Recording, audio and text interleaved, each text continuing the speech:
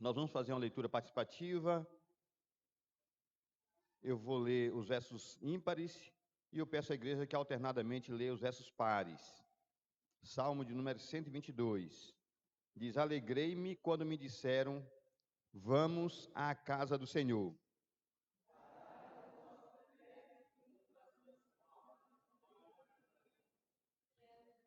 Jerusalém, que estás construída como cidade compacta.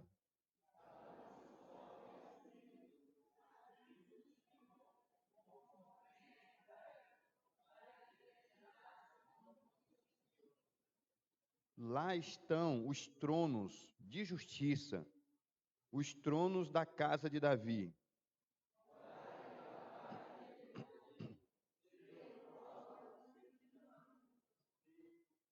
Reine paz dentro de teus muros e prosperidade nos teus palácios.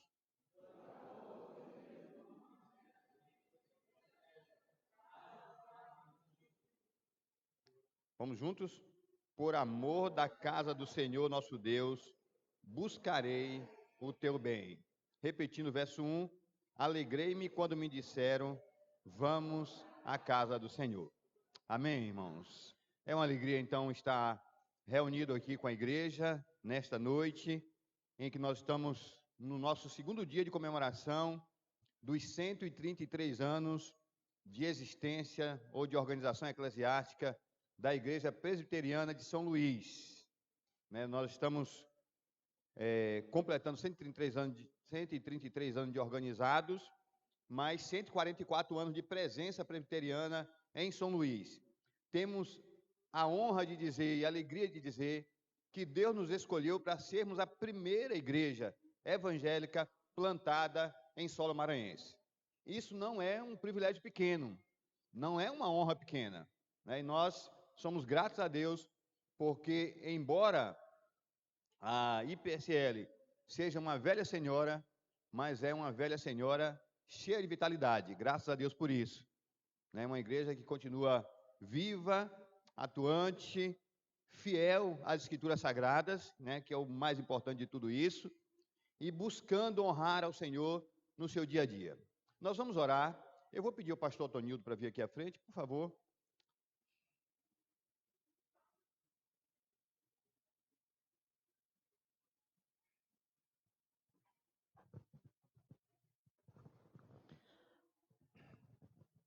Pai de infinita graça, nós te louvamos aqui, Senhor, para expressar nossa gratidão por estes anos de tanta bênção que tens concedido a esta igreja, pelo seu ministério fiel, profícuo. Nós te louvamos, Senhor, pelos teus atributos, como nosso Senhor, como Senhor da igreja, como nosso Deus, que nos ama com este amor todo especial, Senhor. Ajuda, ó Pai, abençoa esta igreja, para que ela continue propagando o Evangelho, o teu Evangelho, com seu testemunho. Que cada membro da igreja, ó Pai, consciente do teu chamado, continue, Senhor, de forma muito consciente, sabendo que nas tuas mãos somos instrumentos da tua graça. Portanto, ó Pai, nós te louvamos por esta data, Senhor, na vida da tua igreja. Abençoe o teu pastor aqui, o conselho da tua igreja e todas as demais sociedades domésticas da tua igreja. Dá-nos sempre um coração grato, Senhor. Abençoe o pregador desta noite. Em nome de Jesus. Amém. Obrigado. Os irmãos podem sentar, por favor.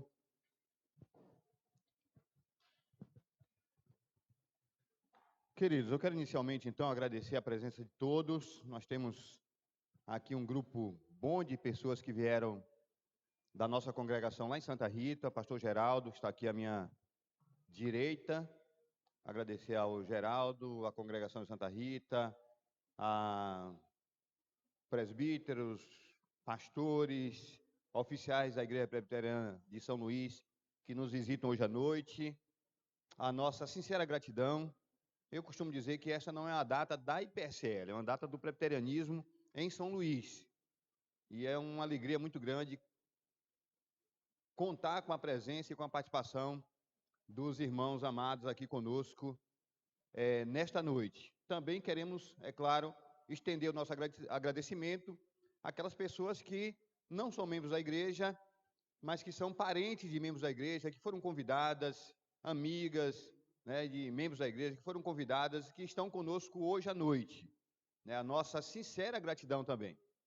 Esperamos que estes sejam dias de bênçãos de Deus, ou que esta noite seja a noite abençoada e que Deus fale ao seu coração, ministre ao seu coração, ministre a sua alma. Quanto a nós, o nosso coração está em festa e estamos muito alegres porque Deus nos dá o privilégio de comemorar mais essa data. Né? No que tange a mim, são 16 anos comemorando o aniversário desta igreja. Né? E nós só podemos agradecer a Deus. Quando nós olhamos as circunstâncias em que nós estamos, da nossa história, quando nós olhamos, por exemplo, o fato de estarmos aqui no centro, quando eu cheguei em São Luís, me lembro que algumas pessoas me diziam, né, que não tinha esperança para a igreja de São Luís. Estava no centro, que a igreja, a tendência dela era diminuir, que era acabar. Né? Alguém me disse, olha, a solução para a igreja de São Luís é pegar os membros dela e dividir pelas igrejas da cidade. Então, quem mora na Coama vai para Cruzeiro do Anil, vai para a igreja do Cruzeiro do Anil, quem mora no Renascença vai para a igreja do Renascença, e a gente vai distribuindo os membros e fecha a igreja. Né? Graças a Deus, não foi preciso isso, né? E nós estamos trabalhando, orando, desejando, sonhando com um crescimento exponencial para essa igreja. É o desejo do meu coração, é o sonho do meu coração, e eu creio que nós estamos vivendo um momento para isso. Estamos vivendo um momento de harmonia, de paz na nossa igreja. Os embates que se tem, né, de início, a gente já passou por eles, e estamos no momento agora para a gente focar o crescimento, gastar as nossas energias com crescimento, com aumento, né, do número de membros. Não é aumentar por aumentar. A questão não é estatística. A questão é que nós fomos postos nessa cidade para ser luz. E o meu desejo e o sonho do meu coração é que esta igreja, a partir daqui do centro, enquanto estivermos aqui e for vontade de Deus, possamos alcançar essa cidade, pastorear essa cidade a partir dessa igreja presbiteriana de São Luís. E com muita alegria, a gente comemora mais essa data, na certeza de que aquele que nos plantou aqui continua conosco, nos conduzindo e nos abençoando. Amém? Meus irmãos, eu queria só chamar os presbíteros aqui da igreja, aqui à frente, para que a igreja conhecesse os nossos presbíteros, né? Aqueles que conduzem e administram esta igreja. Então, para quem não conhece ainda, presbítero Estélio, presbítero Abdeval, presbítero Tauser Teodoro, presbítero Emanuel, presbítero Johnny, certo? Esses são os presbíteros da igreja. Nós temos ainda o presbítero Paiva, que é um ancião e está com dificuldades de se locomover à noite, por isso não está aqui, né? E presbítero em disponibilidade, nós temos o presbítero Otton. Hoje à noite nós temos aqui o presbítero Faustino, que é presbítero em disponibilidade, e tem aqui também, não é membro da igreja, mas é da nossa, afetivamente né? O Telmo, que é presbítero também em disponibilidade. E Chimendes, né, que está viajando também. O presbítero Chimendes está viajando a trabalho, não está conosco nessa semana.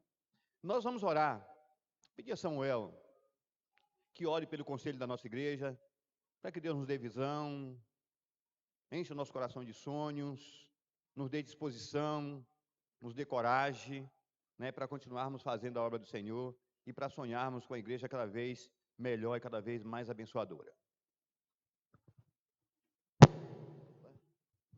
Vamos orar então. Deus querido, o Senhor tem colocado essa igreja aqui como um luzeiro nesse lugar.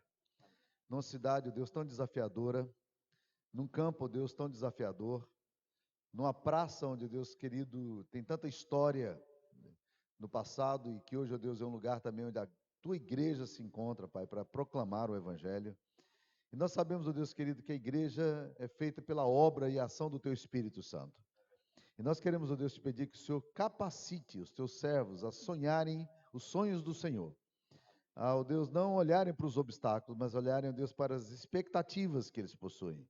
Que o Senhor dê a essa liderança, ó Deus querido, a compreensão das oportunidades e que essa liderança saiba, ó Deus querido, se movimentar dentro daquilo mesmo que o Senhor tem preparado para ela, Pai. Abençoa essa igreja, Pai. Capacita, ó Deus querido. Queremos repreender todas as setas do diabo, tudo aquilo que se opõe, ó Deus, contra a igreja. Pedir, ó Deus, para que ela seja uma igreja viva, uma igreja de testemunho forte, bonito, uma igreja amável, uma igreja, ó Deus querido, que entenda a capacidade e o poder que há em Jesus, sempre. Que a tua palavra seja o norte dessa igreja. Ó Deus, nós te pedimos que o Senhor abençoe esta comunidade para a honra e glória do seu nome. O Senhor morreu por essa igreja, o Senhor comprou essa igreja com o teu precioso sangue e nós queremos te pedir a bênção do Senhor, em nome do Pai, do Filho e do Espírito Santo. Amém, Senhor. Amém. Eu queria que os irmãos ficassem aqui à frente ainda. Inclusive o Samuel, por favor, Samuel. Eu cometi uma gafe, né? Esse negócio de improviso dá nisso, né? Não estava no script chamar para esse momento aqui e deixei de chamar o pastor Geraldo. Eu queria que o Geraldo viesse aqui à frente.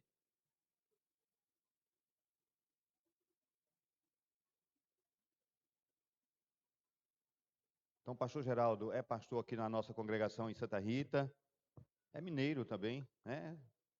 Conterrâneo seu aí, de Minas, e nós vamos orar por ele também, pelo seu trabalho.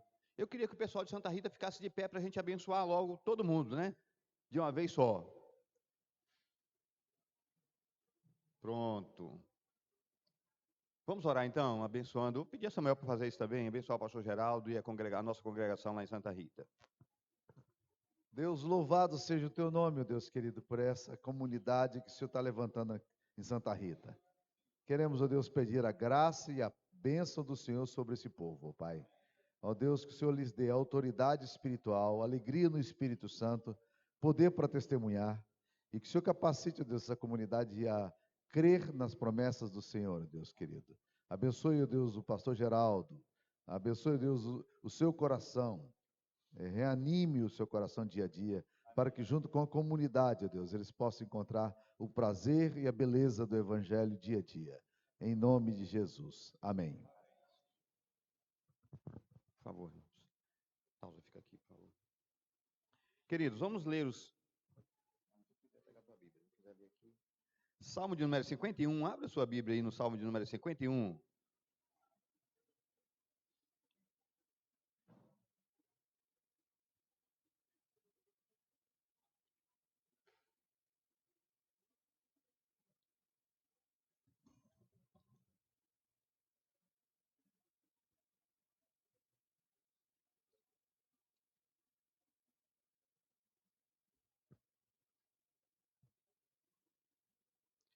Até o verso de número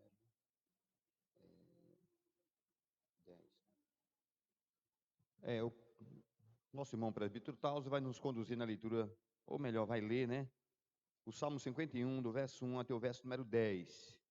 Logo depois nós vamos ter um momento para oração silenciosa, um momento de confissão de pecados, de conversarmos com Deus, apresentarmos a Ele os nossos pecados e pedirmos a Ele o seu perdão. Após esse momento, o presbítero Tauso vai orar, encerrando o momento da confissão de pecados, e eu queria pedir já ao Ministério do Louvor que ficasse aqui na frente, né, para assim que terminar esse momento, eles já assumirem. Salmo 51, confissão de arrependimento. Compadece-te de mim, ó Deus, segundo a tua benignidade, e segundo a multidão das tuas misericórdias, apaga as minhas transgressões.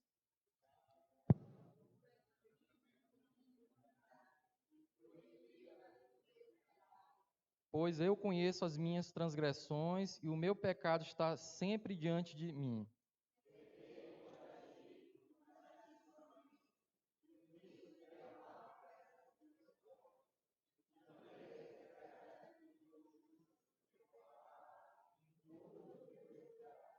Eu nasci na iniquidade, e em pecado me concebeu minha mãe.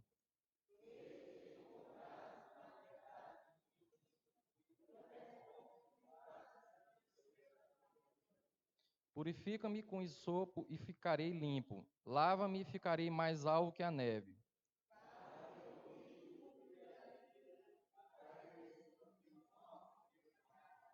Esconde o rosto dos meus pecados e apaga todas as minhas iniquidades.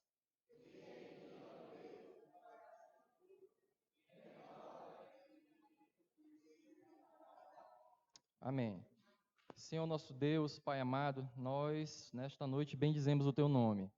Queremos, Pai, em nome de Jesus, apresentar as nossas vidas e reconhecer que somos pecadores e que necessitamos do Teu perdão. Diante do Senhor, Pai, queremos pedir perdão dos nossos pecados, seja de pensamento, de ações, de omissões, que o Senhor possa, Pai, em nome de Jesus, nos lavar com o sangue de Jesus, nos colocando vestes brancas, alvas como a neve.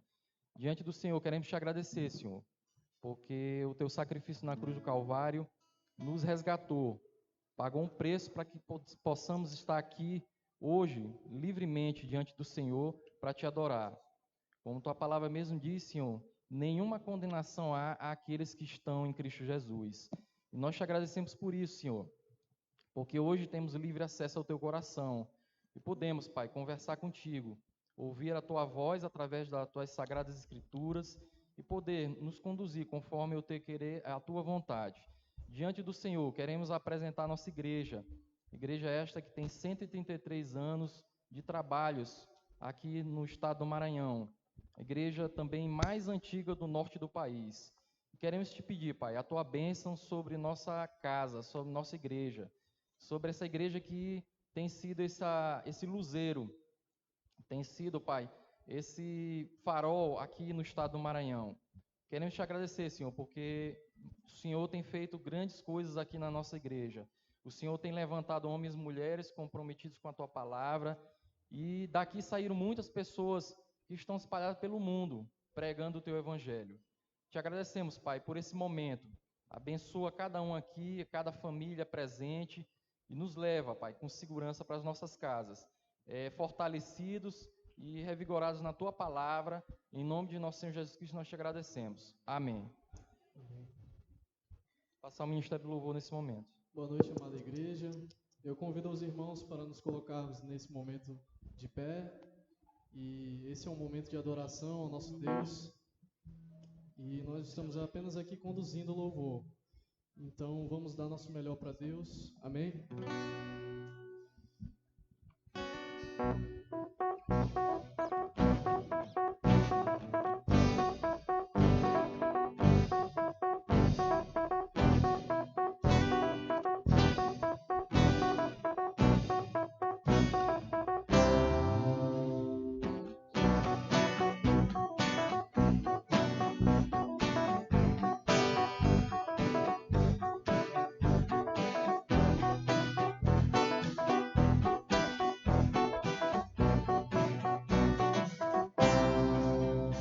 Senhor, baixando-se seu exército poderoso é. Sua glória será vista em toda a terra. Vamos cantar o canto da vitória. Glória a Deus, vencemos a batalha. Toda arma contra nós pereceu. nosso general é Cristo. Seguimos os seus passos. Nenhum inimigo nos resistirá. O nosso general é Cristo. Seguimos os seus passos. Nenhum inimigo nos resistirá. Pelo Messias, marchamos sim em suas mãos. A chave da vitória que nos leva a possuir a terra prometida. Vamos cantar o canto da vitória. Glória a Deus, vencemos a batalha. Toda arma contra nós perecerá. O nosso general é Cristo. Seguimos os seus passos. Nenhum inimigo nos resistirá. O nosso general é Cristo. Seguimos os seus passos. Nenhum inimigo nos resistirá. Nenhum inimigo nos resistirá. Nenhum inimigo nos resistirá.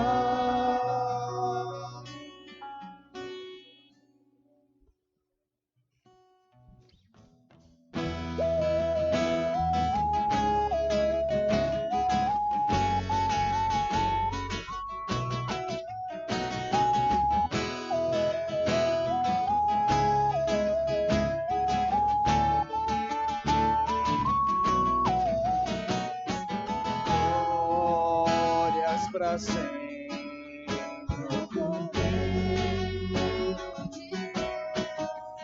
A Jesus, o Senhor, Ao leão de Judá, a raiz de Davi, que venceu e o livro abrirá. O céu, a terra e o mar, e tudo que neles há, o adorarão e confessarão. Jesus Cristo é o Senhor. Ele é o Senhor. Ele é o Senhor. Ele é o Senhor. Ele é o Senhor. Ele é o Senhor. Ressurreto entre os mortos. Ele é o Senhor. Todos os joelhos se dobrarão. Toda língua confessará que Jesus Cristo é o Senhor. Glórias para sempre ao Cordeiro de Deus. A Jesus o Senhor, Ao leão de Judá, a raiz de Davi, que venceu e o livro abrirá. O céu, a terra e o ar, e tudo que neles há, o adorarão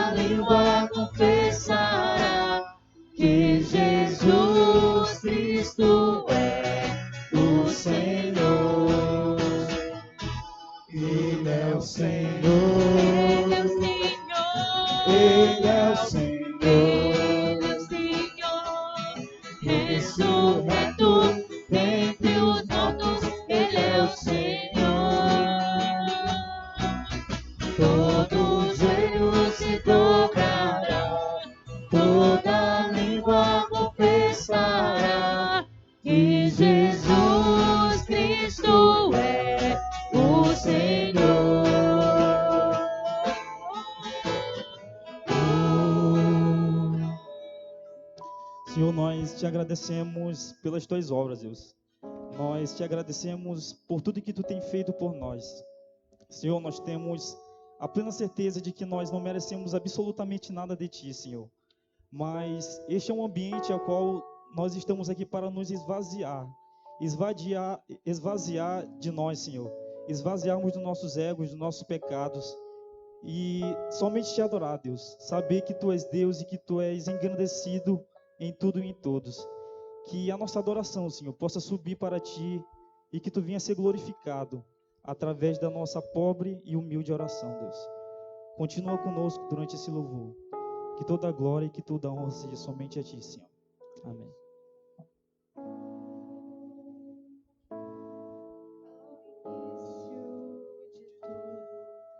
Encontrar-me contigo, Senhor. Quero rever meus conceitos, valores. Eu quero reconstruir. Vou regressar ao caminho, vou ver as primeiras obras, Senhor. Eu me arrependo, Senhor, me arrependo, Senhor, me arrependo, Senhor. Eu quero voltar ao primeiro amor, ao primeiro amor. Eu quero voltar a Deus. Eu quero ao primeiro amor. Eu quero voltar a Deus.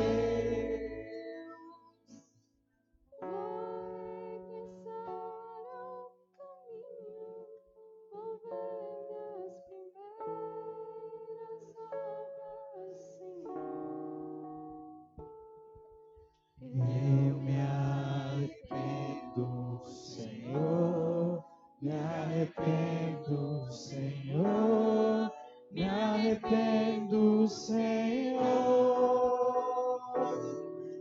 Eu quero voltar ao primeiro amor, ao primeiro amor. Eu quero voltar a Deus. Eu quero voltar ao primeiro amor, ao primeiro amor. Eu quero voltar a Deus. Eu quero voltar ao primeiro amor, ao primeiro amor. Eu quero voltar a Deus.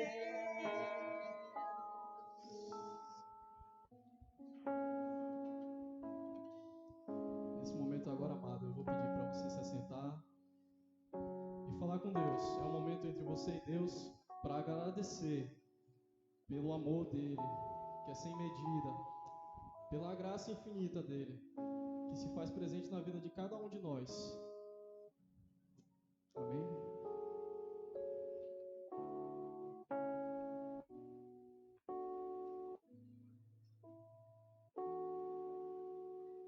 Nada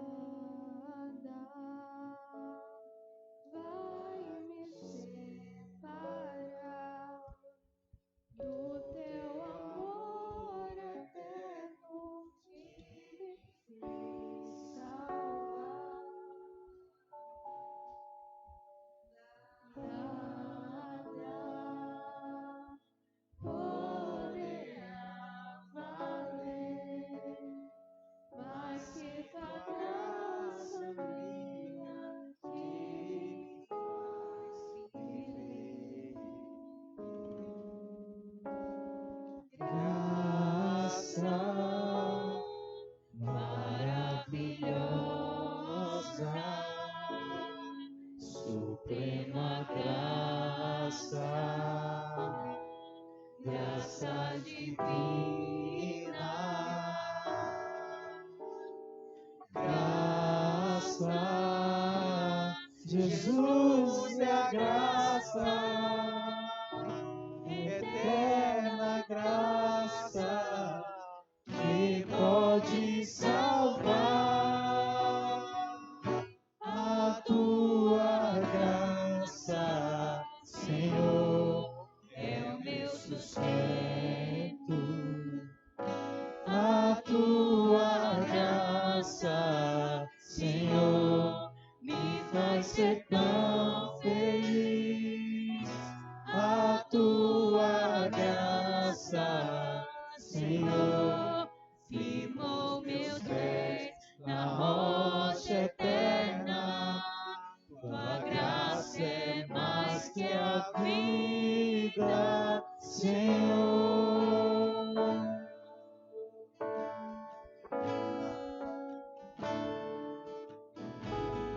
nada vai me separar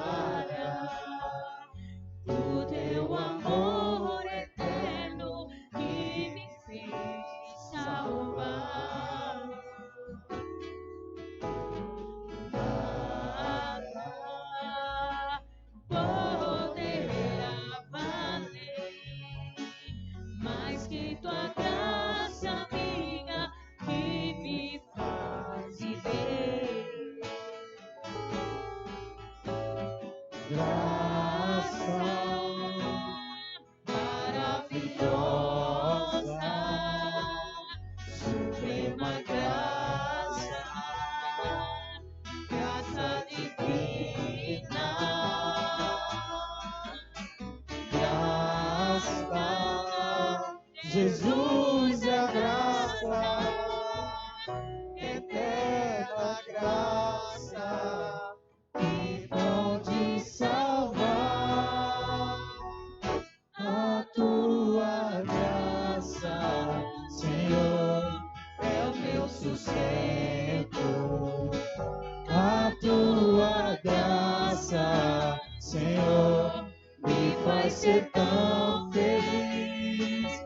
A tua graça, Senhor, Firmou meus pés na rocha eterna. Tua graça é mais que a vida, Senhor, a tua graça, Senhor, é o meu sustento.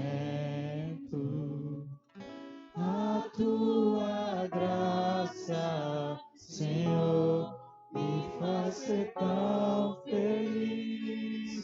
A tua graça, Senhor, firma os meus pés na rocha eterna. Tua graça é mais que a vida, Senhor. Tua graça é mais que a vida, Senhor. tua graça é mais que a vida, Senhor. Amém. Glória a Deus.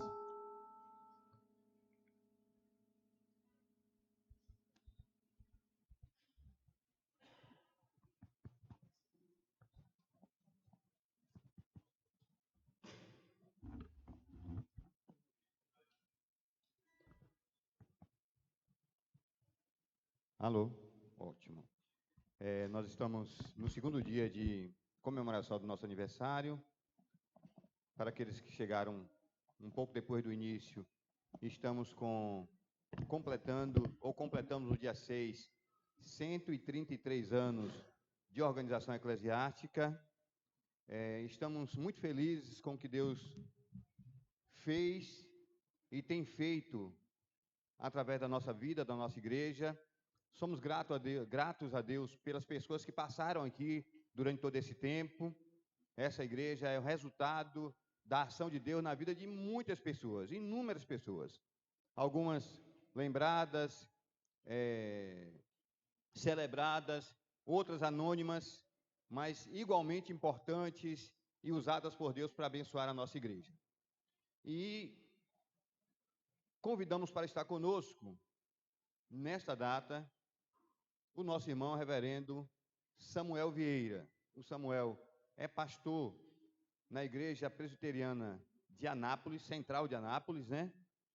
É pastor há mais de 30 anos e é a segunda vez que ele vem aqui em São Luís, à nossa igreja. Já veio uma outra vez na igreja presbiteriana renovada do Maiobão, do pastor Erasmo Carlos, amigo nosso querido, que o convidou.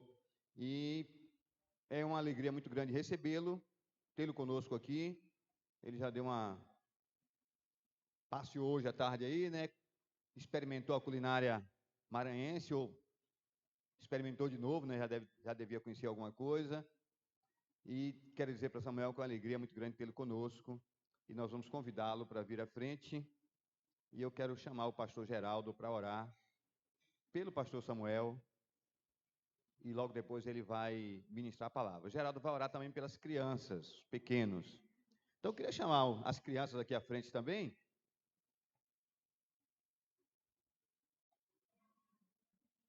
O missionário Lucas, Priscila.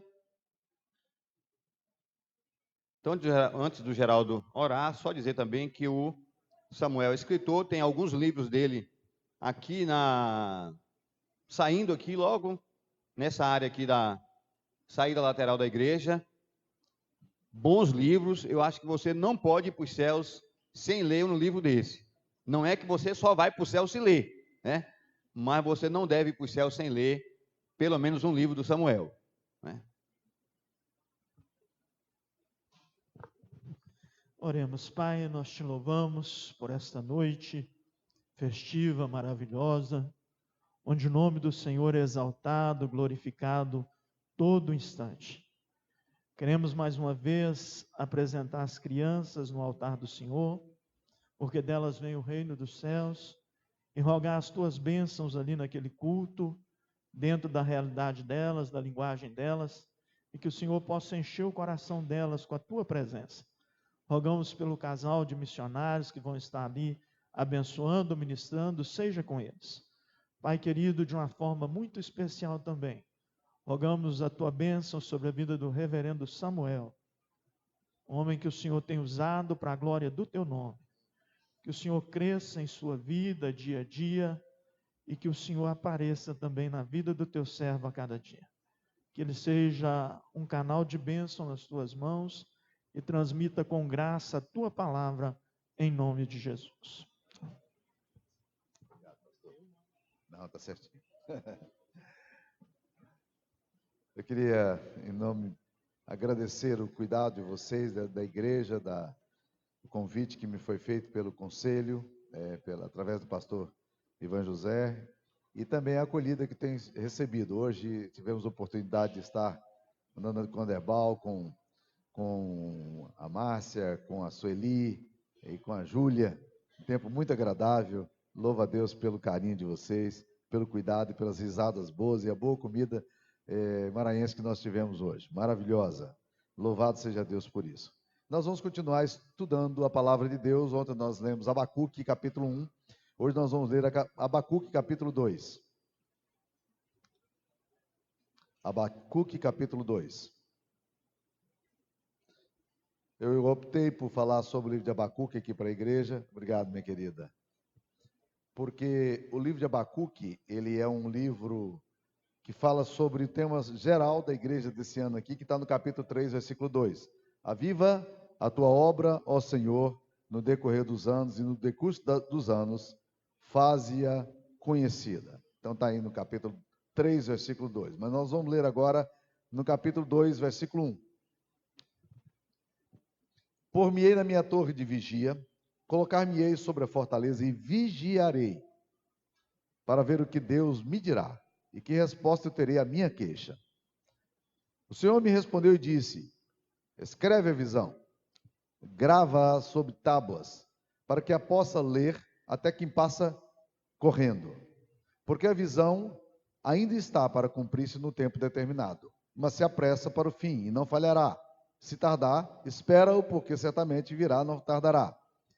Eis o soberbo, sua alma não é reta nele, mas o justo viverá pela sua fé. Assim como o vinho enganoso, tão pouco permanece o arrogante, cuja gananciosa boca se escancara como o sepulcro e é como a morte, que não se farta. Ele se ajunta para si todas as nações e congrega todos os povos. Esta é a palavra de Deus. Queria que você mantivesse a Bíblia aberta nesse texto que nós estaremos estudando. Vamos então recapitulado no que falamos ontem. Ontem nós dissemos o seguinte: o livro de Abacuque é um livro de crise. É um livro que nos fala de uma experiência muito pesada que o profeta de Deus está vivendo. Ele ouve os rumores de que a Assíria está chegando em Jerusalém, para dominar Jerusalém. A fama dos assírios era uma fama extremamente pesada. Era um povo violento demais, mas guerreiros que massacravam as pessoas por onde eles passavam. Eles eram cruéis demais. Um livro de Naum, por exemplo, é escrito 100 anos depois do avivamento que aconteceu em Nínive, e 100 anos depois o livro de Naum é escrito contra o totalitarismo de Nínive, uma cidade violenta demais, onde os cadáveres, diz a Bíblia, se amontoavam nas praças. Então, a gente acha que já viu violência demais nos nossos dias, né? De fato, o nosso país tem sido um país violento, a história é violenta, mas é impressionante ver como o ser humano sempre foi muito violento. E esse texto aqui, então, quando o profeta vê o povo chegando, os inimigos chegando, ele começa a orar. É o que nós faríamos. Senhor, tem misericórdia de nós. Senhor, livra o teu povo. Senhor, protege Israel, protege Jerusalém. E ele ora, e quando ele começa a orar, no capítulo 1, versículo 2, ele diz, ele parece que está já num momento muito cansado, porque ele fala: até quando, Senhor? Até quando clamarei eu e tu não me escutarás? Até quando, Senhor, eu vou te gritar violência? E o Senhor não vai salvar. A sensação que você tem no livro aqui é de um profeta que está pedindo a Deus para que Deus haja num momento histórico que ele está vivendo, e Deus não age. E a resposta de Deus parece não vir, mas no capítulo 1, versículo 5, a resposta de Deus vem finalmente. E quando a resposta de Deus vem, não apenas demorou na visão do profeta, mas ela vem contrário daquilo que o profeta pediu. O profeta pediu para Deus não permitir que os assírios viessem sobre Jerusalém, e Deus então responde para ele dizendo: sou eu que suscito os caldeus. Isso tem a ver comigo, com o meu plano, com o meu projeto. Eu que estou fazendo isso. Então, primeiro, a resposta não vem, ela demora, e quando vem a resposta, vem em situação completamente diferente daquilo que ele pediu. Então, ontem nós estávamos analisando o que nós fazemos quando parece que nós oramos e Deus não responde às nossas orações como a gente espera que Deus responda. Hoje, no capítulo 2, nós vamos ver que o profeta, ele entra num lugar, num momento da história dele, no capítulo 2, versículo 1, e ele diz: o que eu faço nessa situação toda? O que eu faço quando as coisas, aquilo que eu creio, a oração, o poder de Deus, a capacidade de Deus, parece que não resolve o meu problema? E aí ele então começa no capítulo 2, versículo 1, dizendo que respostas ele vai resolver em relação a esse silêncio, a essa resposta inesperada de Deus. E ele começa no versículo 1 dizendo: eu vou me pôr na minha torre de vigia. Eu vou me colocar na minha torre de vigia. Meus queridos irmãos, eu acho que é exatamente aqui que nós, muitas vezes, temos muito problema para lidar com o fato de que as respostas aparentemente não vêm da parte de Deus. Nós não paramos. Nós não nos colocamos no lugar de torre de vigia. Torre de vigia é o lugar do silêncio, é o lugar da oração. Ontem eu terminei exatamente dizendo isso. Como nós precisamos silenciar o nosso coração no meio do sofrimento. Porque nós tentamos responder coisas que não têm resposta. Nós tentamos dar soluções a coisas que não têm solução. Deus simplesmente não entra numa equação que nós fazemos. Vamos fazer isso e o resultado será esse. Então o profeta percebe aqui agora que o caminho dele é se colocar na torre de vigia. Por que nós precisamos nos colocar na torre de vigia? Primeiro, porque nós não conseguimos responder todas as questões que surgem na nossa vida. Uma vez eu estava pastoreando nos Estados Unidos e um rapaz da minha igreja, que trabalhava na Harvard, uma grande universidade, uma das melhores universidades do mundo, ele trabalhava na Harvard e me falou: pastor, sabe quem está vindo aí? O Dr. Billy Graham vai estar falando agora para 700 pessoas aqui, e ele vai estar exatamente no departamento que eu trabalho. Eu falei: Alexandre, você não consegue um espaço para eu ouvir o cara, não? E o Alexandre, então, arrumou um espaço para eu ouvir. Eu fui lá ouvir o Dr. Billy Graham. Ora, qualquer pregador, qualquer pastor gostaria muito, mas o que era mais surpreendente é que não era uma conferência grande, era uma conferência para 700 políticos, né? E como é que eu fui parar lá? Porque o meu diácono, ele era um amigo, ele era uma pessoa muito importante na Harvard, ele era janitor. Se você sabe inglês, você já sabe que eu estou brincando com vocês, porque na verdade o janitor é o zelador. Né? O zelador da igreja, o zelador da universidade me colocou lá dentro para assistir, né? Ele conseguiu um espaço para eu poder assistir com eles lá a programação. E eu estava encantado, porque eu estava ouvindo o Billy Graham a 10 metros de distância, né? Um ícone evangélico, ícone, né, da minha geração. E o Dr. Billy Graham chegou ali, ele pregou um sermão extremamente simples, bíblico, evangélico, salvação em Cristo, extremamente bíblico. E ele diz: olha, existem coisas que por mais que você queira resolver, você nunca vai resolver. Existe o mistério da morte que você nunca responde. Por que as pessoas morrem cedo? Né? Eu até brinco na minha igreja dizendo assim, eu não gosto de ir para o cemitério. Quando eu vou para o cemitério e vejo que eu olho lá no cemitério, há pessoas que morreram com 92 anos de idade, eu falo, legal, 85, beleza, né? Ainda está ok. Mas o problema é que eu encontro ali no cemitério crianças que morreram com 6 anos de idade. E enquanto no cemitério, pessoas que morreram com a minha idade. Eu já não gosto desse negócio, né? Não é? Gente, a morte é sempre um mistério. O sofrimento, como é que você explica o sofrimento? Talvez foi esse grande problema dos amigos de Jó, tentaram explicar o inexplicável. Então, muitas vezes na sua vida, você tem que se colocar na torre de vigia, no silêncio, colocar a boca no pó e aguardar aquilo que você não consegue explicar, porque não conseguimos responder todas as questões.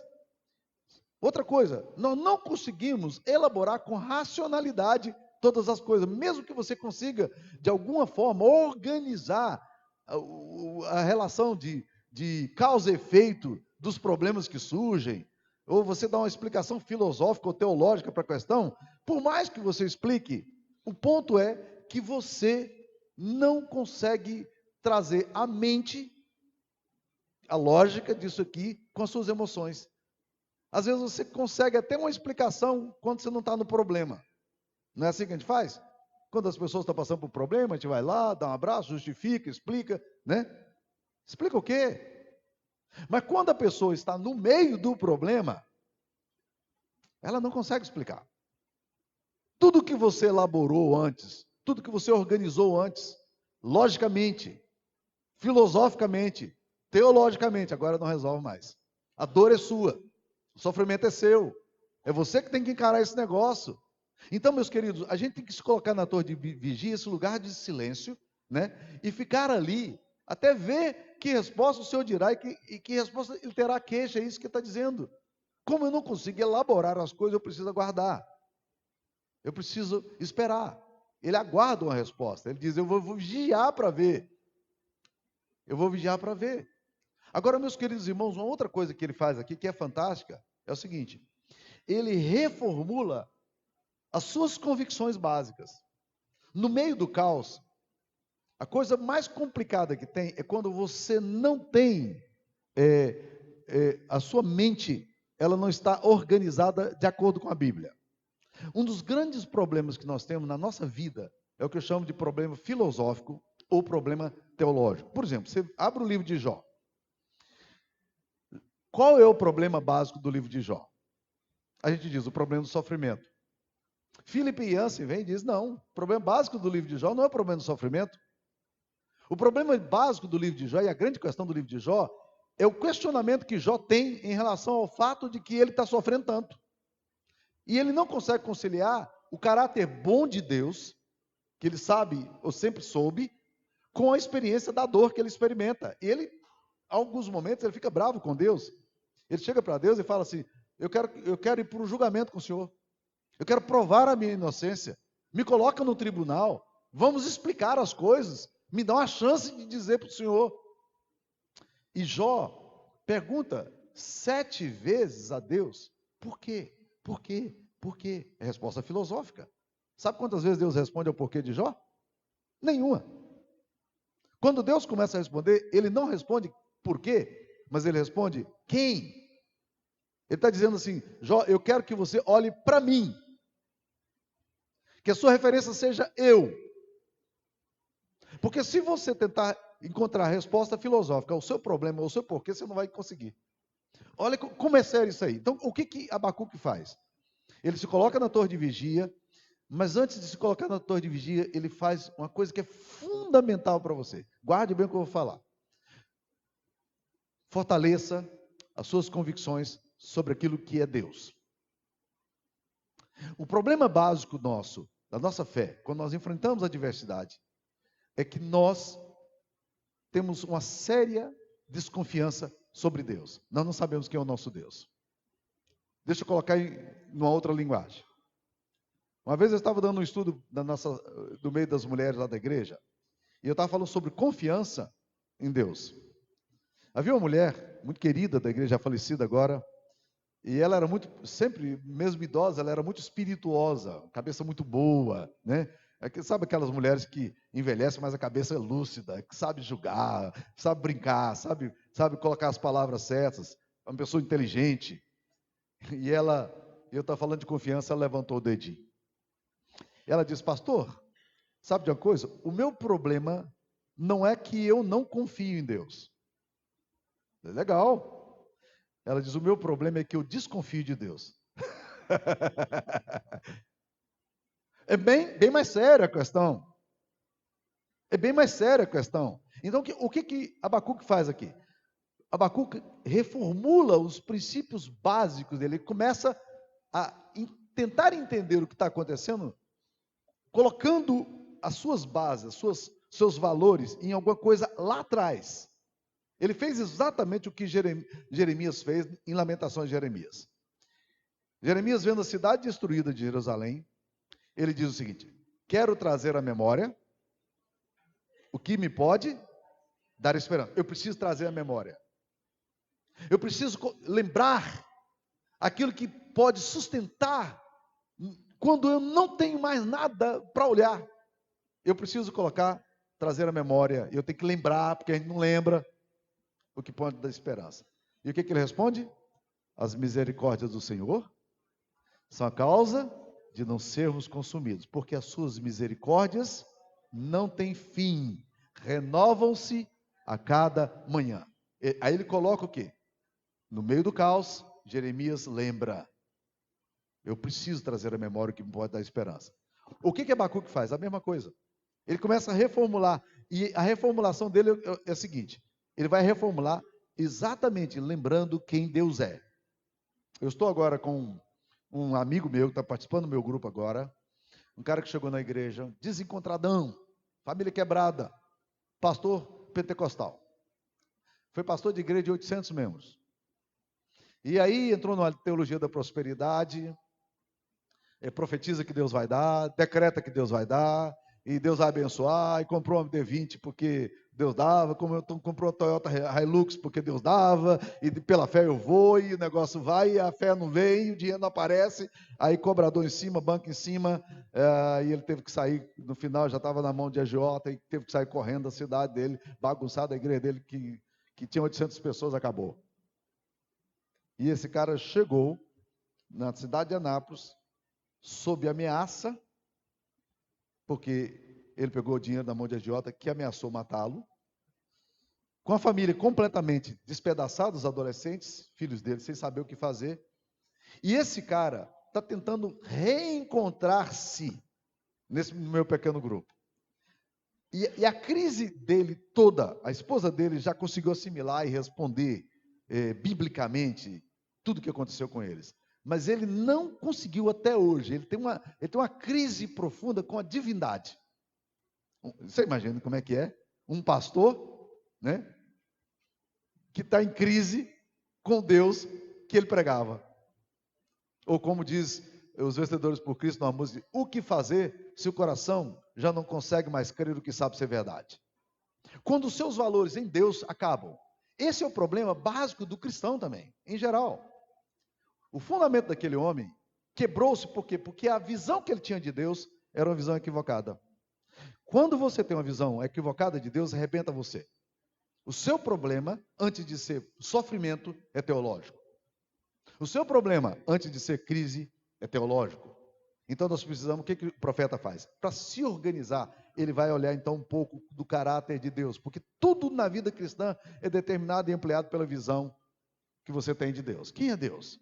Ele vai falar algumas coisas. Primeiro, ele vai falar aqui, quando você olha no capítulo anterior, ele vai falar assim, no capítulo 1, versículo 12, não és tu desde a eternidade, ó Senhor meu Deus? Ele fala a primeira coisa, o Senhor é um Deus eterno. Olha que coisa interessante. Por que é importante você olhar para esse Deus, vendo-o como Deus eterno? Porque o Deus que você adora, o Deus das Escrituras Sagradas, ele é ultra circunstancial. Ele está além do problema que você está enfrentando nesse momento. O nosso Deus, ele está além da temporalidade. O nosso Deus, ele conhece o fim desde o começo. Ele já sabe todas as coisas e para onde todas as coisas vão. Ele é dono da história. Ele controla a história. Ele age na história. Então nós precisamos entender algumas coisas que Packer fala sobre a eternidade. Ele fala assim, primeiro, a vida de Deus não muda. Não se torna mais ou menos fraco com o passar do tempo. Ele não envelhece. Ele é eterno. Ele é o mesmo ontem, hoje e será para sempre. Deus não mudou quem ele é. A vida de Deus não muda. Segundo, o caráter de Deus não muda. Deus não mudou porque a sociedade mudou seus valores, porque a cultura mudou valores, porque os valores foram questionados, porque o relativismo, pluralismo, subjetivismo entrou na sociedade, né? Deus não, o caráter de Deus não muda, a perspectiva dele não muda. Terceiro, a verdade de Deus não muda. Deus, ele diz, eu, Senhor, sou o mesmo. Ele afirma isso constantemente. Tiago chega a falar assim, não vos enganeis, meus amados irmãos. Toda boa dádiva, todo dom perfeito, vem do alto, vem do Pai das luzes, em quem não pode haver variação, nem sombra de mudança. Não vos engane. Então, a verdade de Deus não muda, os caminhos de Deus não mudam. Ele age com o pecado da humanidade do mesmo jeito que ele sempre agiu. Ele age com os pecadores da mesma forma como ele agiu. Mesmo com a inflação, o salário do pecado continua sendo a morte. Mas o dom gratuito de Deus é a vida eterna em Cristo Jesus. Ou seja, os caminhos de Deus não mudam e o propósito de Deus não muda. Não há nada que vai interromper o propósito de Deus, nem força terrena, temporária, histórica, nem força política, nem força filosófica, nem ideológica. Não vai mudar exatamente os propósitos de Deus. Porque com Deus, mesmo quando nada está acontecendo, alguma coisa está acontecendo. Ele está levando a história para onde ele quer. Então, o Romanos 11:39, o apóstolo Paulo fala, os dons e a vocação de Deus são irrevogáveis. Se ele falou, ele há de cumprir. Se ele prometeu, ele há de fazer. Pois Deus não é homem para se arrepender, nem filho do homem para que minta. Então, nós podemos confiar na eternidade de Deus. A eternidade tem a ver com consistência. Nosso Deus é o Deus consistente. Você não é. Você não é nem consistente, nem é coerente. Suas emoções mudam. Seus gostos mudam. Seus valores mudam. Deus não muda. Ele é eterno. Segunda coisa que ele vai descobrir aqui. Capítulo 1 ainda, ele vai falar, tu és o Deus santo. Santo. Deixa eu falar um pouquinho desse Deus santo. É onde nós precisamos firmar o nosso... Olha, nós firmamos a nossa segurança num Deus eterno e agora nós vamos firmar a nossa segurança num Deus santo. Há um tempo atrás, minha esposa me perguntou, meu bem, qual é o atributo de Deus que você mais aprecia? Os atributos de Deus são imensos, né? Ele é eterno, ele é santo, ele é todo poderoso, né? Ele é onisciente, onipresente, né? E essas coisas todas.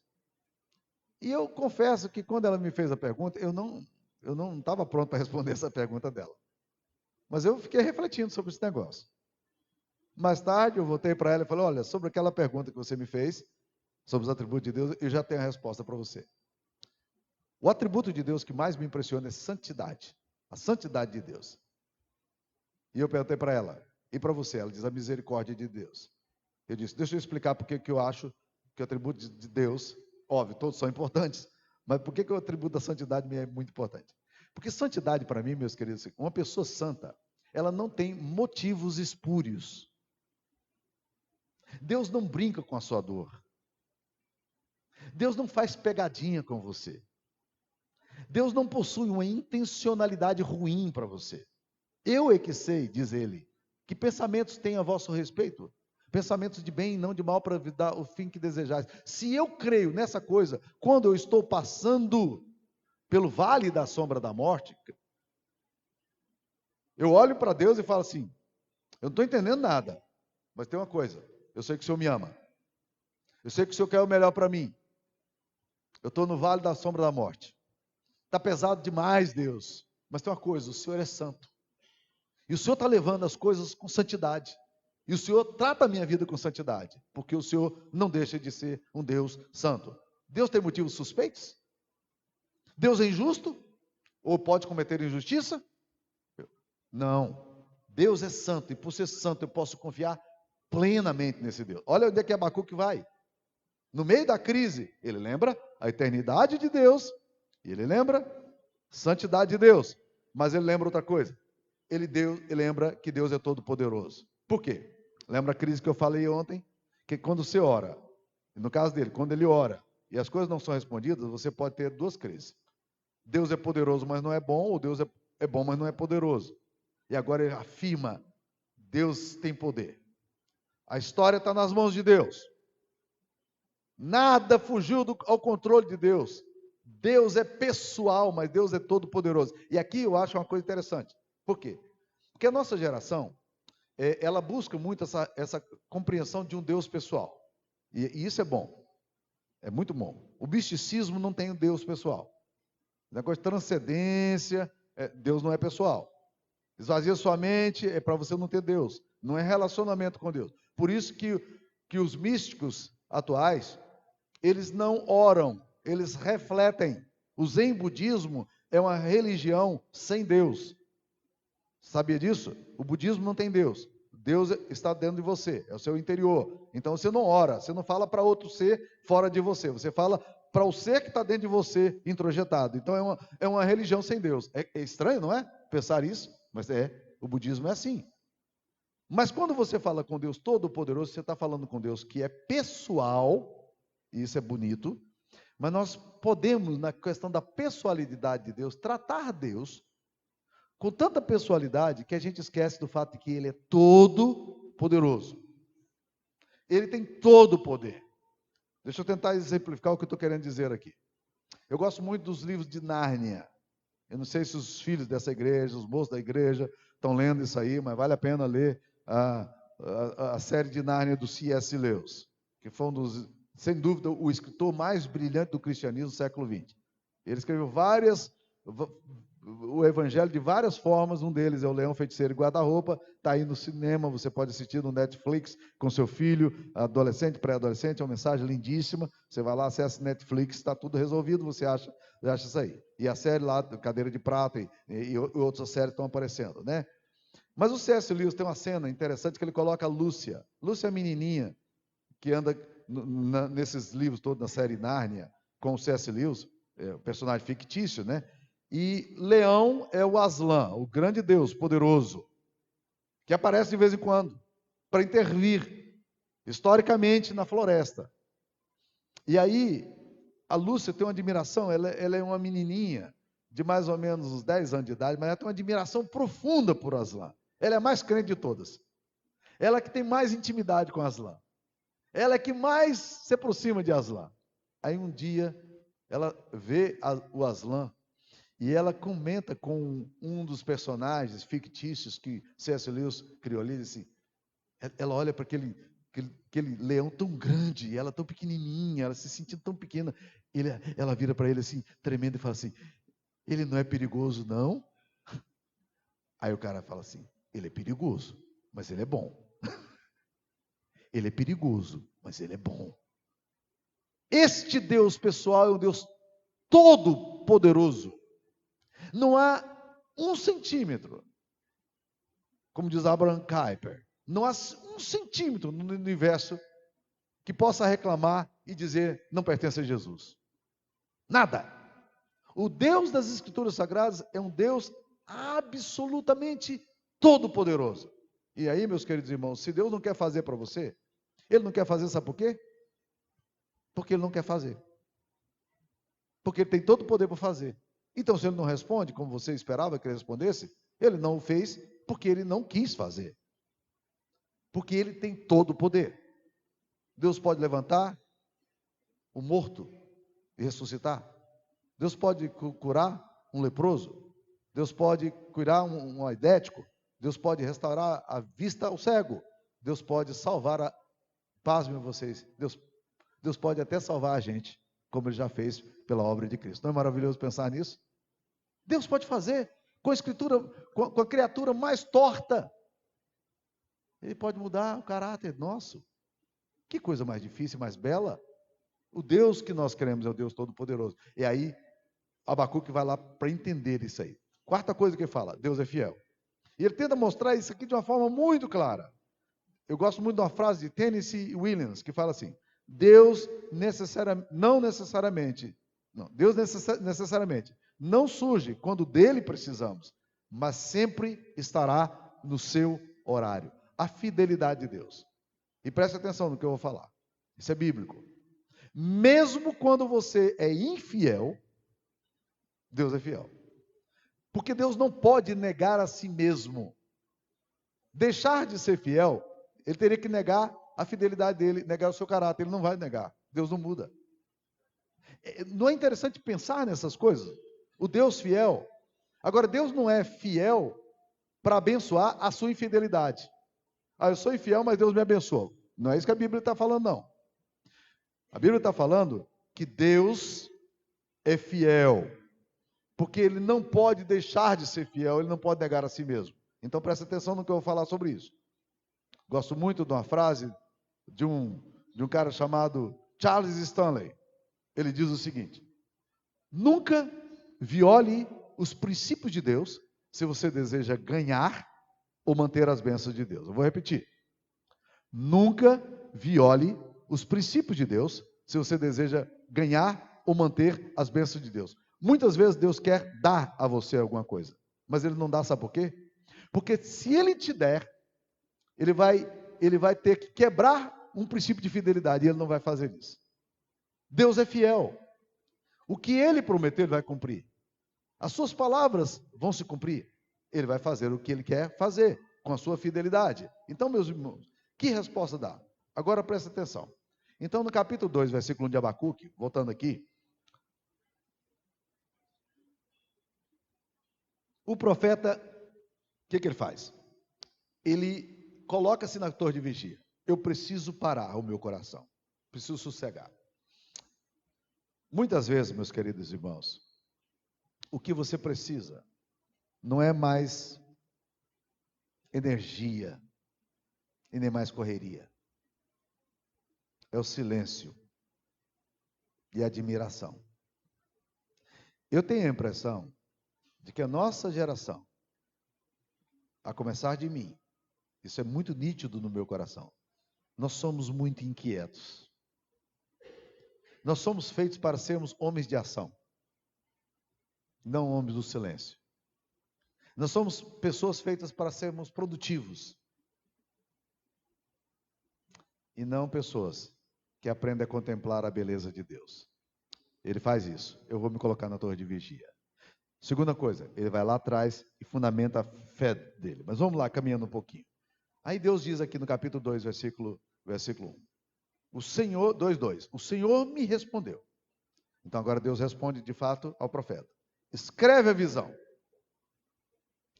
Ele diz: eu quero que você escreva a visão. Eu quero que você grave numa tábua. E presta atenção. Vocês já ouviram falar de outdoor? Outdoor são aquelas placas luminosas, grandonas, aquelas placas grandonas que você coloca na entrada da cidade, no centro da cidade, fazendo propaganda. Sabe quem inventou esse negócio? Deus. Tá? Se você está na área de propaganda, pode saber, a Bíblia já fala disso. Deus disse ao profeta, escreve o que eu vou te falar. E eu quero que você coloque isso num lugar tão visível, que passa até quem anda, como é que diz o texto aí? Até quem anda correndo. Se tiver de carro, já leu. Deus está dizendo, isso é tão fundamental, que eu quero que você escreva essa visão, e você coloque no outdoor. Então presta atenção. Gente, agora nós vamos entrar numa das coisas mais belas, e que eu diria é o cerne do pensamento cristão, que vai revolucionar a teologia reformada para sempre. A teologia bíblica para sempre. Quer ver alguns exemplos aqui? O que Deus disse? Porque a visão ainda está para cumprir-se no tempo determinado. Olha essa dialética estranha aqui. Mas se apressa para o fim, não falhará. Se tardar, espera, porque certamente virá ou não tardará. Você entendeu alguma coisa? Nem eu. Nem eu. Porque parece que o texto está nos sugerindo exatamente essa dialética no texto. Deus está dizendo para o profeta, a visão está para cumprir-se no tempo determinado, mas se apressa para o fim, não falhará. Ok, beleza, então não vai falhar. Mas, se tardar, espera, porque certamente virá, não tardará. Isso a gente chama isso de dialética. É uma forma de você dizer, uma coisa, aparentemente não dizendo a coisa. Mas o que ele está dizendo? Quando você lê, ele fala, mas peraí, Deus, o Senhor está falando que vai tardar ou não vai tardar? Vem logo ou não vem? É porque Deus, certamente, estava querendo mostrar para o profeta o seguinte, o seu calendário não funciona como o meu. O que eu estou querendo fazer, vou fazer, no tempo meu. E não vai tardar, no meu tempo. Mas virá e não falhará. Pode confiar em mim. É isso que Deus está falando. O meu caráter não vai mudar. E no tempo meu vai acontecer. Então Deus agora vai dizer para ele, eis o soberbo. Sua alma não é reta nele. É interessante esse texto aqui, essa afirmação, versículo 4, porque o texto está falando, sua alma, a alma de quem não é reta no soberbo? A gente acha que a alma do soberbo não é reta em Deus, mas não é isso que o texto está falando. O texto está falando, a alma do soberbo não é reta nele. O problema do homem sem Deus é que ele se perde nele mesmo. Se você ler com atenção Romanos 1, você vai perceber que a ira de Deus, está falando lá, se revela dos céus contra toda impiedade e perversão daqueles que detêm a verdade pela injustiça. Mas lá vai falando, diz assim, por isso Deus os entregou. Deus entrega o soberbo, sabe para quem? Para ele mesmo. Você quer ir sem mim? Você vai. A pior coisa, meus queridos irmãos, que pode acontecer na sua vida, é Deus entregar você a você. Isso é uma desgraça. Os puritanos chegavam a orar uma coisa muito interessante. Eles diziam o seguinte, Senhor, livra-me de mim mesmo. Se eu estiver entregue a mim mesmo, a minha alma, sem a ação do Espírito, eu estou perdido, porque a minha alma não é reta em mim, sem a graça de Deus. E isso é bem claro, né? No capítulo 2, versículo 10, quando o texto fala, vergonha maquinaste para a tua casa, destruindo tu a muitos povos, pecaste contra a tua alma, você peca contra você. Deus é eterno. Você acha que o pecado humano afeta a santidade de Deus? Deus deixa de ser mais santo ou mais eterno do que quando você faz alguma coisa para Ele? Ou Deus deixa de ser menos santo e menos eterno e menos poderoso quando você não faz o que Ele gostaria que você fizesse? Não. O problema de você não fazer o que Deus quer é com você mesmo. A destruição é sua. Você se autodestrói. Então a grande ira de Deus que acontece em Romanos 1, não é Deus fazendo alguma coisa contra a humanidade. É Deus deixando a humanidade seguir o caminho da morte, sem a ação do Espírito Santo. Aí a humanidade está perdida. Mas vamos lá. Eis o soberbo. a sua alma não é reta nele, mas o justo viverá como? Pela sua fé. Então vamos agora. Agora nós entramos naquilo que é o cerne do Evangelho. Por quê? Porque vocês já ouviram essa expressão antes? Em algum outro lugar da Bíblia, além de Abacuque? Alguém se lembra? Em que lugar? Romanos, que é o livro mais pleno em teologia do Novo Testamento. O apóstolo Paulo fala assim: a justiça de Deus se revela de fé em fé. Como está escrito, o justo viverá pela fé. Romanos 1,16, Romanos 1,17. Este texto é o texto que vai lá na frente, um dia, pegar um homem que tinha sido formado aos pés de Gamaliel, com toda a convicção da lei, e que agora é mudado porque ele entende um dia que o justo viverá pela fé. O que ele está querendo mostrar com isso? Gente, eu vou viver não por aquilo que eu vejo, mas por aquilo que Deus fez. Não por aquilo que eu faço, mas por aquilo que Deus faz. Paulo, o apóstolo, vai ser transformado. A carta de Paulo vai toda seguir nessa linha. O justo vive pela fé. O justo vive pela fé. Mas não para aí. Quando você vai, 300 anos depois, você vai ver um outro cara, um pensador tunisiano, africano, famosíssimo, chamado Santo Agostinho. O que impressiona na teologia de Santo Agostinho? Exatamente o fato de que ele vai nesse ponto central do apóstolo Paulo e vai trabalhar a justificação pela fé. Ok. Depois de Agostinho, anos 300, ali ano 400, não dá um pulo na história, 12 séculos depois, um monge agostiniano, e esse vocês conhecem mais, ele cheio de angústia, lutas por dentro e por fora, tentando ler a Bíblia e sendo proibido de ler a Bíblia pelos seus superiores no mosteiro onde ele estava. Até que um dia, ele descobre a palavra de Deus. Onde é que ele abre? Romanos 1. E o que ele lê? O justo viverá pela fé. Sabe como é que ele descobriu isso?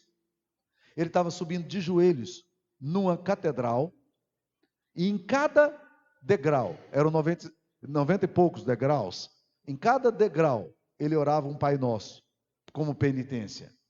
No meio daquele sofrimento, daquela martírio, o joelho já sangrando, ele lembrou, o justo vive não pelo sacrifício que ele faz, mas o justo vive pela fé no Cristo que morreu por nós. E aquele negócio pipocou na alma dele. Vup! Lutero escreveu Comentário aos Romanos, o clássico na literatura reformada. 2 séculos depois, Charles Wesley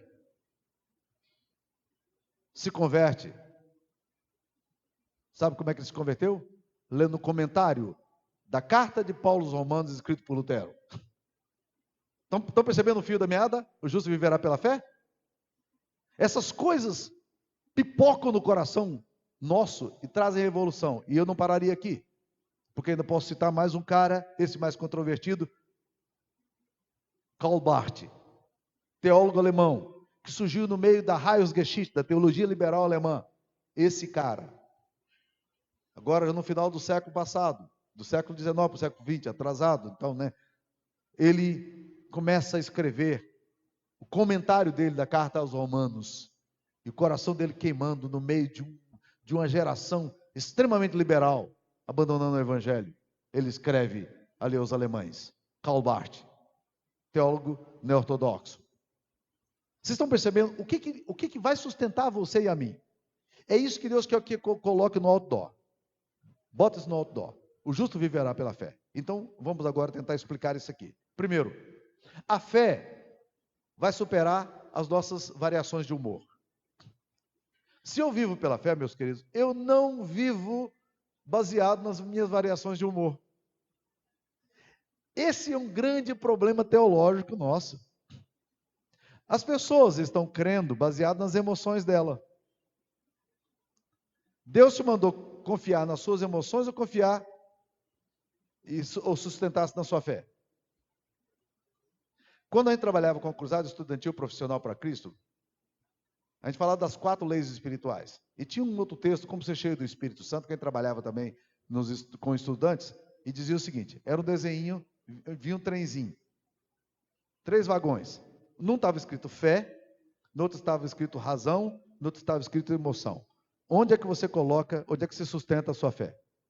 A sua confiança em Deus? Na sua razão, na sua emoção ou na sua fé?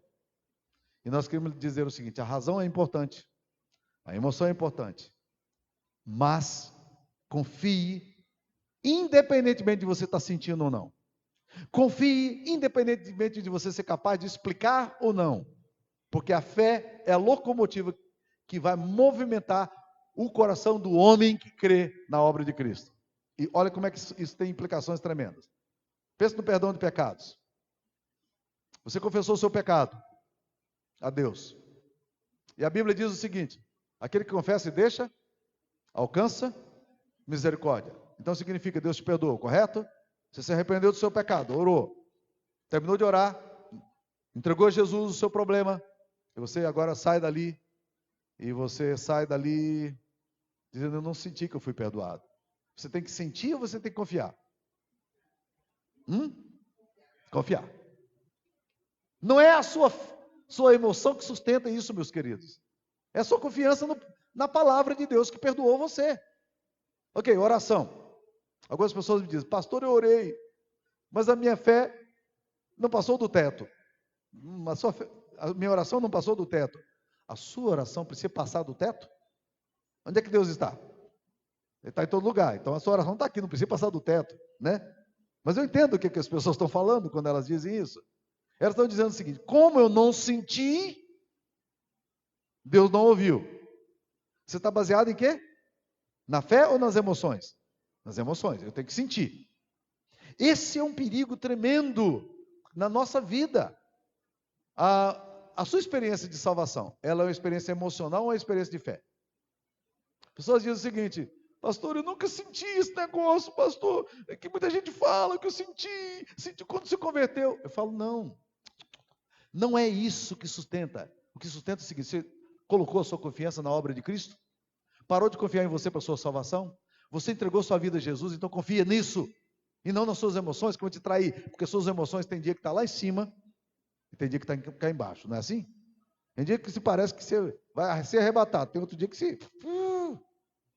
Então, meus queridos, a fé supera as nossas variações de humor. Por isso que o justo vive pela fé e não pelo que eles sentem. Não é a emoção que sustenta a sua vida. É a fé. Segunda coisa que eu queria falar. Fé não pode basear-se em circunstância. E é exatamente o problema de Abacuque. Como é que está a situação de Abacuque? Está boa ou está ruim? Péssima. Péssima. O mundo vai cair na cabeça dele. Seus pais vão ser assassinados. As suas irmãs vão ser estupradas. As menininhas da igreja vão ser levadas para serem escravas sexuais. Israel vai acabar. As circunstâncias não podem sustentar você, meu querido. Tem um senhor da minha igreja, um homem muito rico. Ele me falou um dia. Pastor, eu perdi numa noite R$1.500.000, numa noite. Ele tinha uma dívida baseada em dólar. E houve uma mega desvalorização do real em relação ao dólar. Ele perdeu R$1,5 milhão de uma noite por dia. O que você faz na hora dessa? Pega o revólver e dá um tiro no ouvido, não é isso mesmo?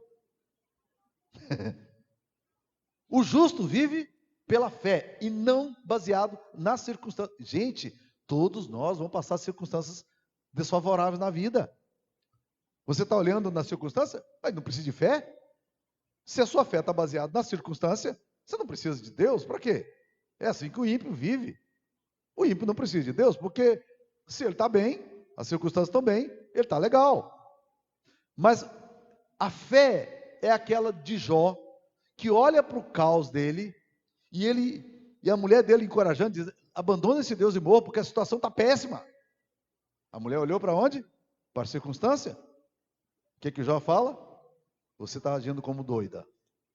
Deus nos deu o mal, Deus nos tem dado o bem, não poderia dar o mal. E lá na frente, no capítulo 19, ele vai dizer uma coisa interessante. Eu sei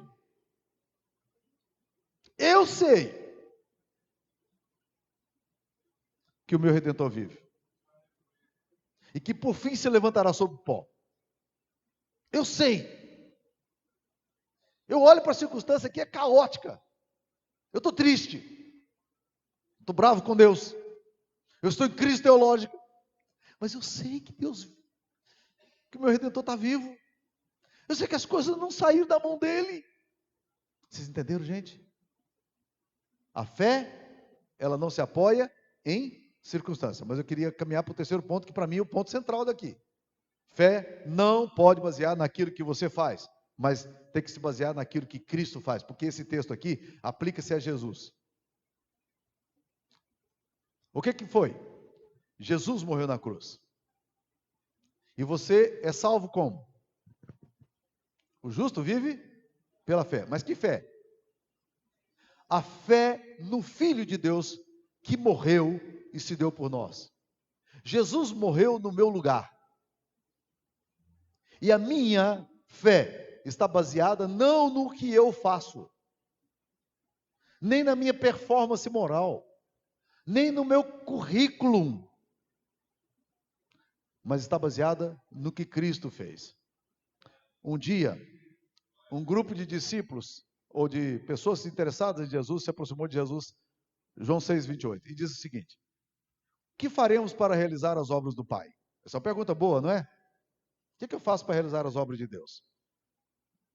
E Jesus deu uma resposta frustrante. Para mim é frustrante. Terrível. Fraquinha demais a resposta de Jesus. Eu podia dar uma melhor. Estou brincando, obviamente. Ele diz: a obra de Deus é essa. Alguém consegue completar? A obra de Deus, disse Jesus, é esta: que creais naquele que por ele foi enviado. Essa é a obra de Deus.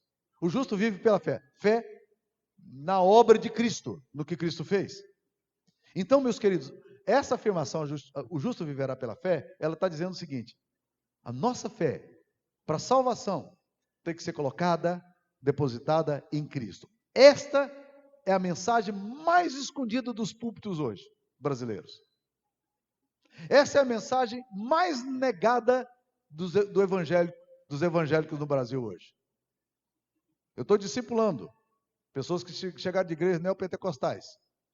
E eu fiquei assustado, porque eu percebi que aquelas pessoas nunca viram falar da obra substitutiva de Cristo na cruz.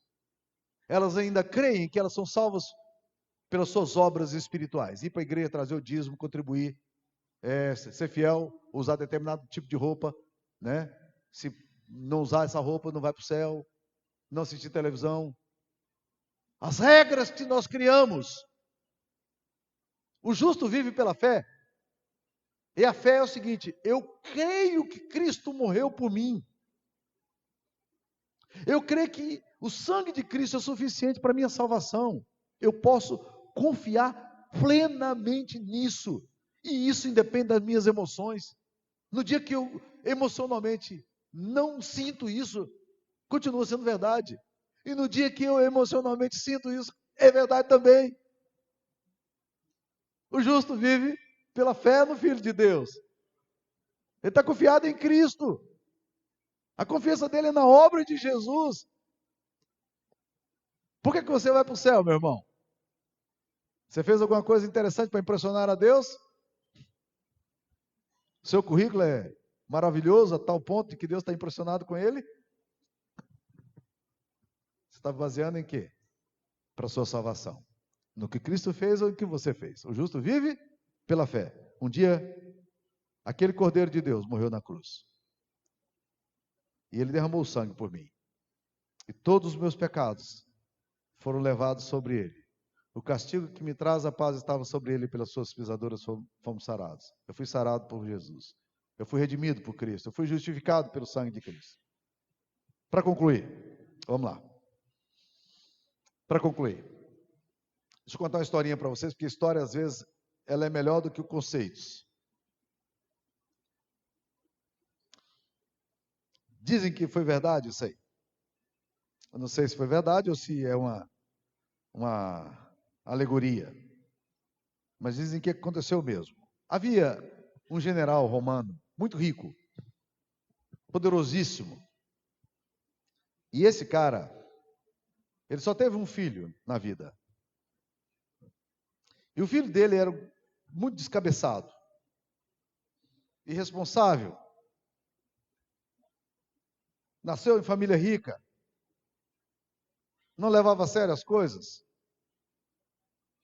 Ninguém tinha confiança em colocar nada na mão dele, porque tudo que colocava ele administrava mal. E o general, vendo a idade dele chegando e vendo a morte se aproximando, ele ficou com muita insegurança de passar todas as coisas que ele tinha para o filho dele. E ele tinha um escravo chamado Marcellus. E Marcellus era cara da confiança dele. Do lado dele, tudo o que ele precisava para responder qualquer problema administrativo, qualquer problema financeiro, ele chamava Marcelo. Marcelo era um mordomo e dizia: Marcelo, resolve isso aqui para mim, Marcelos. E o Marcelos ia e resolvia as questões para ele. Um dia, vendo a morte então chegando, ele que tinha que fazer o testamento, ele falou: sabe de uma coisa? Eu não vou dar as coisas que eu tenho para o meu filho, porque se eu der para o meu filho, ele vai acabar com tudo logo, vai ficar pobre, vai passar fome. Chamou o seu escravo de confiança, o Marcelo, diz: Marcelo, eu vou passar tudo para você. Tudo que eu tenho é seu. Eu vou deixar uma única propriedade para o meu filho. Mas eu sei que eu vou dar a propriedade, ele vai escolher a propriedade que ele quer, de todas que eu tenho. Se você quiser a fazenda, se quiser o palácio, ele vai escolher o que ele quer. Mas eu sei, pode anotar aí, que logo, logo ele vai acabar com tudo. E eu só estou colocando nas tuas mãos, Marcelo, sabe por quê? Porque eu sei que você vai cuidar do meu filho. Eu posso confiar que você vai cuidar dele. E o pai, então, agora chama o filho para ter uma conversa final. Dizer: filho, eu vou fazer o testamento. E eu estou lavrando esse testamento aqui. Eu decidi uma coisa. Tudo que eu tenho, eu estou passando por Marcelos. Exceto uma propriedade que você vai escolher, é o direito seu. Então você pensa bem, meu filho, o que você vai escolher. Porque você só tem direito a escolher uma coisa. Então você vai para casa, toma o tempo que você precisa, depois você me responde. Pensa bem. Você só pode escolher uma coisa. Marcelo olhou para o pai dele, tacitamente, e com um sorrisinho entre os lábios disse: eu já escolhi o que eu quero. Ele disse: já escolheu? Você já sabe de todas as minhas propriedades o que você quer ter? Você tem certeza de que o que você vai pedir é o correto? Estou absolutamente convencido, papai. Eu só quero uma coisa que o senhor tem. Ele diz: o que você quer? Ele disse: eu quero Marcelos.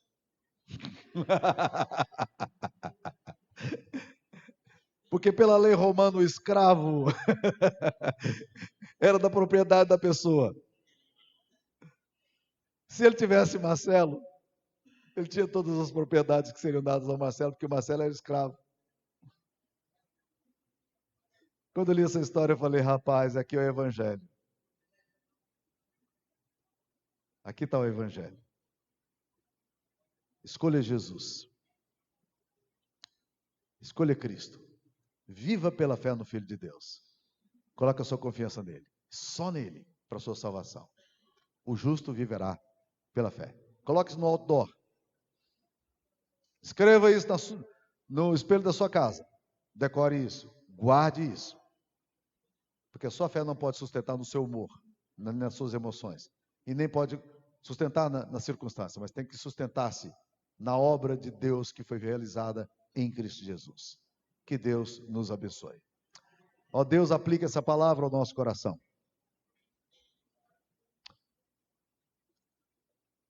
Que teu Espírito Santo permita que essa mensagem crie raiz em nós e nos sustente, ó Deus querido, nas provações, nos dias maus.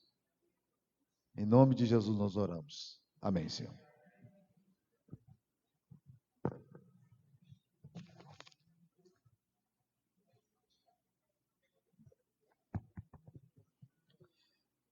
Meus irmãos, então antes da gente encerrar esse momento aqui.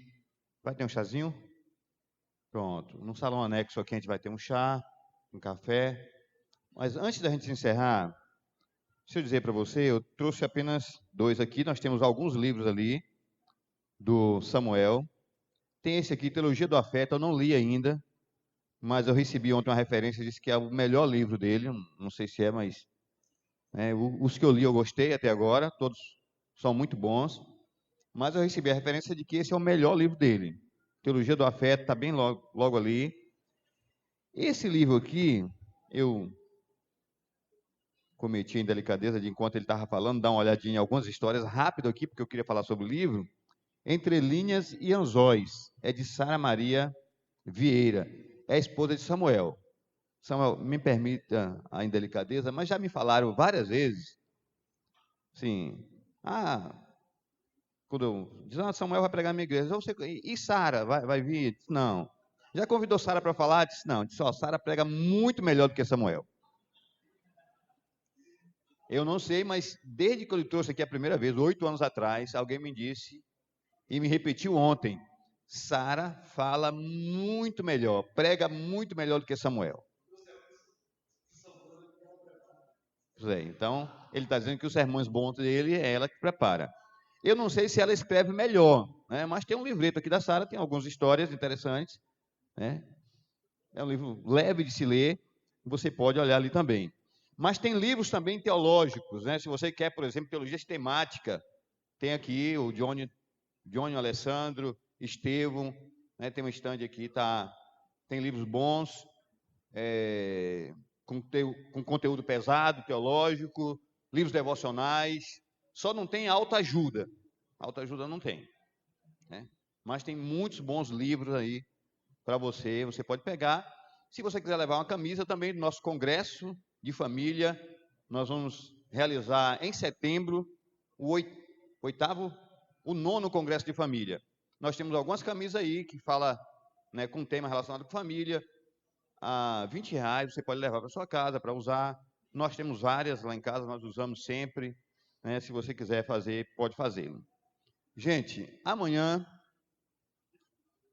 pela manhã e amanhã à noite, o Samuel vai estar conosco. Então, amanhã de manhã ele fala, né, e amanhã à noite encerra.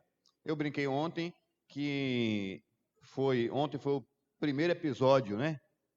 Mas a gente poderia dizer que é Samuel 2ª temporada, porque ele já esteve aqui uma vez, né? Está vindo agora. Então, amanhã ele vai continuar falando de Abacuque, para você pegar, né, a sequência.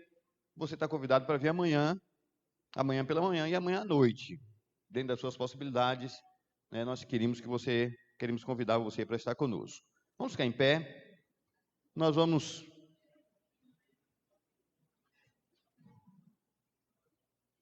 orar